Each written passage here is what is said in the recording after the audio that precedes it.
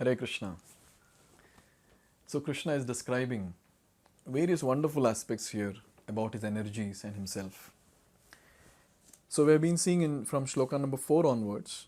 So in Shloka number 4, Krishna described about Prakriti, his external energy. Then in Shloka number 5, Krishna talked about all of us, that is living entities, superior energy. And then in the previous Shloka, Shloka number 6 that we saw, there Krishna is talking about that how he is the Prabhavaha and Pralayaha. That is, he is the source, origin, and he is also the dissolution. So after speaking about this, now Krishna is going to talk about how he is the maintainer. So he spoke about he is the creator and destroyer, but now he is going to speak about how he is the maintainer. So let's see this in Shloka number 7. Mattaha parataram nanyat kinchidaste dhananjaya mai sarvam idam protam sutre mani gana iva. So here Krishna is saying, O Dhananjaya, O conqueror of wealth, mattaha parataram na anyat kinchidasti. So he is saying that parataram, basically superior, na. So there is no one, na anyat, there is no one superior to me, O Dhananjaya. And then he says, Mai sarvam idam protam. Everything in this world that is created is resting upon me. And he is giving an analogy here. See the analogy. Sutre mani gana iva. So the analogy is, so basically he is saying that everything in this world rests on me. And the analogy is like all the pearls rest on the thread in a necklace. A very nice shloka, and it also sets the supremacy of Supreme Personality of Godhead Krishna. Many times people ask that who says Krishna is Supreme Personality of Godhead? Who is saying? Krishna is saying. Krishna is saying, Matta parataram na anyat. There is no one superior to me, O Arjuna. No one superior to me. So it's very clear here that Krishna is that Supreme Personality of Godhead. And for the benefit of all of us, Krishna is making this statement very, very explicit that I am the Supreme Personality of Godhead. This is the mercy of Supreme Personality of Godhead.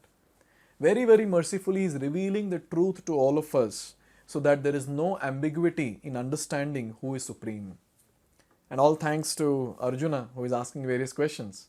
But in this particular chapter, Krishna has directly started speaking about himself so that we all understand his supremacy.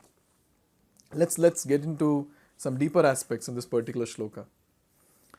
There is a common controversy over whether the Supreme Absolute Truth is personal or impersonal. As far as Bhagavad-gita is concerned, the Absolute Truth is the personality of Godhead Sri Krishna, and this is confirmed in every step.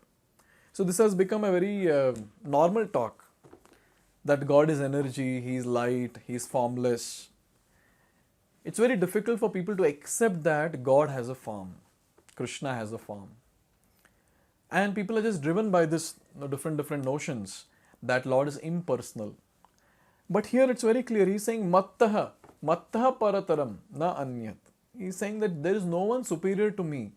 Now who is telling this? A person who is standing in front of Arjuna is telling this. It's not that some light is there and some voice is coming from that. Here a person is standing and he's telling Arjuna that there is no one superior to me. So it makes it very clear who is supreme. Krishna is supreme. And Krishna is a person. He is not impersonal. So this point has to be understood very, very clearly. And then it is said that in this verse in particular, it is stressed that the Absolute Truth is a person. That the personality of Godhead is the Supreme Absolute Truth is also the affirmation of the Brahma Samhita. Ishvara Parama Krishna Sachidananda Vigraha. That is, Supreme Absolute Truth, personality of Godhead is Lord Krishna, who is primeval Lord, the reservoir of all pleasure, Govinda, and the eternal form of complete bliss and knowledge. Again, in Brahma Samhita also, this particular shloka, it says, Ishvara Parama Krishna Sachit Ananda Vigraha. It is said Vigraha. He has a form. He is a person. And he is Parameshwar. He is Supreme Personality of Godhead.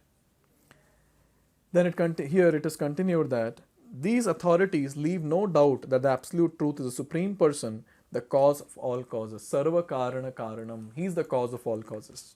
So in the previous shloka we saw that he is the origin. He is also the dissolution.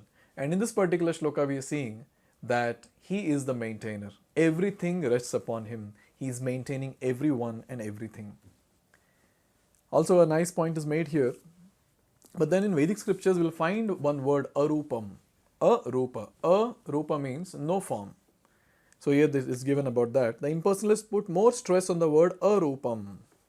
But this arupam is not impersonal. It indicates the transcendental form of eternity, bliss, knowledge as described in Brahma Samhita. Now see, whenever this word arupa comes or nirakar comes, we should understand that this is not talking about that Lord does not have a form. It basically goes on to say that Lord does not have a material form. This is the point. He does not have a form like this body, which is made up of earth, water, fire, air, ether, the Pancha Mahabhuta. He is made up of, or his entire form is basically the form of Sat, Chit and Ananda. Sat means eternal. There is nothing called a destruction of that form. Sat. Chit means full of knowledge. It's not that he has to acquire some knowledge from here and there. He's Trikaladarshi. He knows past, present and future also. And Ananda, he's full of bliss. He's Atmaram, fully satisfied. He does not need anything or anyone for his own happiness and satisfaction. So he has that form. So when Vedic scriptures are talking about arupam, it actually talks about, or nirakar, there is a comparison between this form that we have and the comparison with that form that Lord has. So basically the arupam or nirakar, this word basically means that Lord does not have a material form like what we have. So in this way, it is very clear here that Supreme Personality of Godhead is a person. And everything emanates from him, including Brahman, the Brahma Jyoti, the effulgence coming from the body of the Lord. This particular shloka, this analogy is very nice. Sutre mani gana iva. Now if we take up any necklace, so we'll have a thread and a very nicely made necklace. The thread will not be seen. So the pearls and the jewels and everything will be in such a way that the thread will not be seen. So here we understand very clearly that Lord has made everything. Everything is set in motion by him. And he is the underlying factor. He is always there. But then he is not seen. He is not seen. Now the question is, can we see him? Is it possible to see him?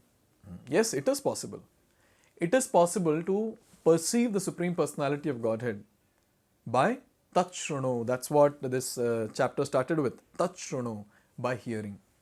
When we hear about the Supreme Personality of Godhead, we'll be able to perceive his existence. Currently our situation is, our eyes are lusted, contaminated. And because of that, we are not able to see the fact. We are not able to see what is there in front of us, the absolute. And it's very normal also. If there is cataract in the eyes, a person is not getting clear vision. Similarly, now we have got very, very great dirt that is there in the eyes. And because of that, the lust that is there, the greed, envy, pride, illusion, all of that is actually covering our eyes. And we're not able to perceive the Supreme Personality of Godhead. So when we're chanting the Hare Krishna Mahamantra, Hare Krishna, Krishna Krishna, Hare Hare, Hare Ram, Ram Ram, Hare Hare. When we're chanting the holy names, when we're reading Bhagavad-gita, Srimad Bhagavatam, that cleansing effect is happening. And with that cleansing, with time, what will happen is, the contamination will be removed and the eyes will be anointed with Prema Anjana, with love of Godhead. And then we'll be able to see the Supreme Personality of Godhead, perceive his existence, his presence everywhere. So this is a very, very important point to understand. Atheistic people will never understand. For them, the thread is not seen, so thread does not exist. That's what is their mode. But for us, who are devotees, we do understand that Lord is that underlying factor who is supporting everything. And look at the mercy of the Lord. He is doing everything, but the credit he gives it to us.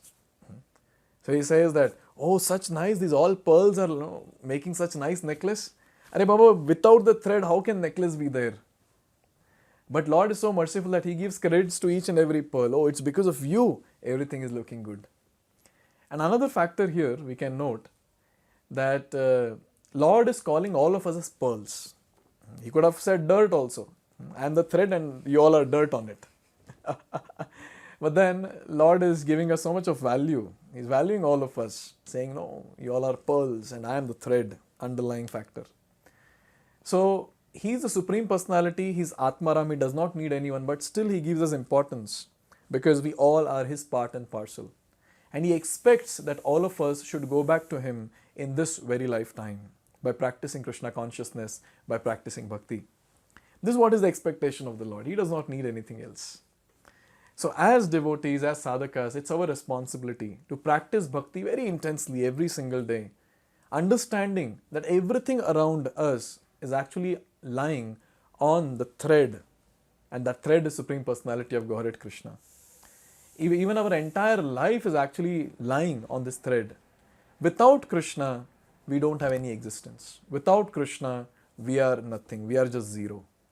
We might be having many things, but then without Krishna, we are just a big zero. So in this way here, Krishna has proved himself to be the Supreme Personality of Godhead. So someone might say that no, light is supreme. No, here Krishna is saying, Matta parataram na anyat kinchidasti. He is saying that no one else is supreme than me.